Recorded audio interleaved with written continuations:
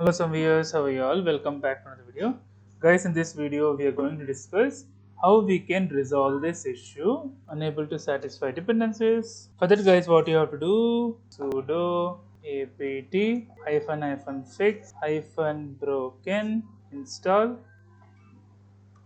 and sudo apt install open ssh minus server. So if you think it is still corrupted, let's see sudo apt space purge open ssh client open ssh server.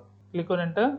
So let's say click on y. Okay, let me just clear it. Now let me install sudo apt install ssh server. Click on enter. Install open ssh server. Click on y. Enter. So open SSH server is installed. Paste it here, SSH minus y. Click on enter. Hope you like the video guys. If you like the video, please click on like. If you're new here, please click on subscribe. Till then guys, take care. Have a great day. Bye bye.